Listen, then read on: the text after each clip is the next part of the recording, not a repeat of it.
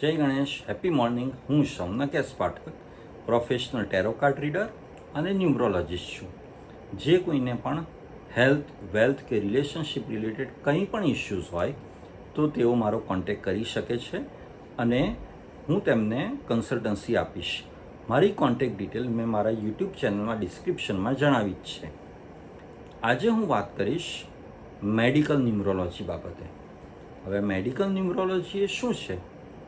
તો તમારું જે મૂળાંક અને ભાગ્યાંક હોય છે, તમારી બર્થ ડેટ અને ડેસ્ટિની નંબર, તે મુજબ તમારામાં જે આપણે પ્રકૃતિ કહીએ છીએ ને, વાત પ્રકૃતિ, પિત્ત પ્રકૃતિ અને કફ પ્રકૃતિ, તો તે પ્રમાણે તમારામાં તે પ્રકૃતિ હોય છે, જેને આપણે બીજી રીતે કહીએ તો વાત દોષ, પિત્ત દોષ અને કફ દોષ.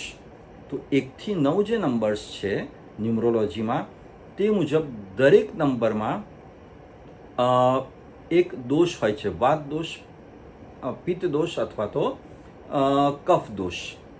તો તમારા નંબર પ્રમાણે તમારે જે દોષ છે અથવા તો જે પ્રકૃતિ છે તે બેલેન્સ છે કે ઇમ્બેલેન્સ છે, તે પહેલાં તમારે ચેક કરવાનું હોય છે. જો બેલેન્સ હોય તો તેના તમારી હેલ્થ ઉપર પોઝિટિવ ઇફેક્ટ્સ અને પોઝિટિવ રિઝલ્ટ્સ આવતા હોય છે.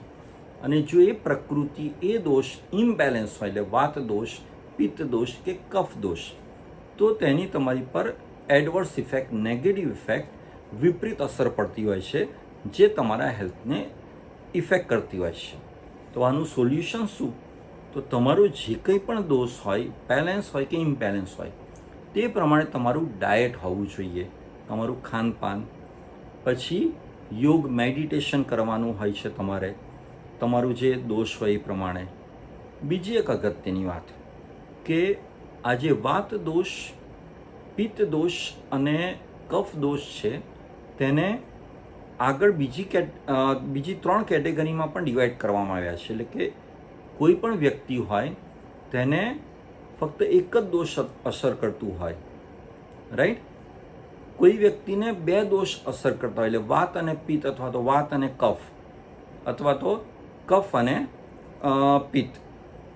અને કોઈ વ્યક્તિ હોય, કોઈ જાતક હોય, તેને 3 દોષ અસર કરતા હોય, વાત, પિત્ત અને કફ. અચ્છા, હવે એ કઈ રીતે નક્કી થાય કે કોને એક જ દોષ અસર કરે છે, કોને 2 અને કોને 3? તો અગેન તે તેની જન્મ તારીખ, જેનો મૂળાંક કહેવાય છે, તે મુજબ નક્કી કરવામાં આવે. કારણ કે મેં તમને કહ્યું એ પ્રમાણે 1 થી 9 જે નંબર હોય છે, તે દરેકનું આપણે વાત, પિત્ત અને કફ દોષમાં ક્લાસિફિકેશન કરેલું હોય છે.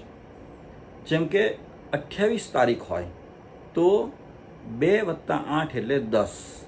તો 2 ને લગતું જે દોષ હોય તે તેને અસર કરે, 8 ને લગતો દોષ હોય તે અસર કરે, અને 2 + 8 10 એટલે 1 ને લગતો દોષ હોય તે પણ તેને અસર કરે.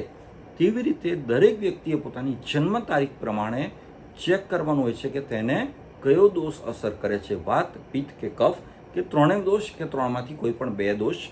અને એ પણ તેનામાં તે બેલેન્સ છે કે ઇમ્બેલેન્સ છે, તે જે તે જાતકે જોવાનું હોય છે, અને તે મુજબ તેની રેમેડી તેણે કરવાની હોય છે. અને એની રેમેડી શું હોય છે? તેની રેમેડી ફક્ત એક જ હોય છે કે પોતાનું ખાનપાન સુધારવાનું, પોતાની રહેનસહેન સુધારવાની, રાઈટ? જે પોતે બ્રેકફાસ્ટ, લંચ અને ડિનરમાં જે આહાર લેતો હોય, તે આહારમાં તેણે એ મુજબના ચેન્જીસ કરવાના હોય છે. અમુક દોષમાં તેણે અમુક વાર મુજબ તેણે ઉપવાસ પણ કરવાના હોય છે, જેને ફાસ્ટિંગ આપણે કહીએ છીએ, જેથી કરીને તેને જે બી દોષ છે તે બેલેન્સ થઈ જાય, અને જેથી કરીને તેની હેલ્થ ઉપર તેની પોઝિટિવ અસર પડે. તો આ હતી વિગત મેડિકલ ન્યુમરોલોજી બાબતે. ખુશ રહો, મસ્ત રહો, સ્વસ્થ રહો. Thank you.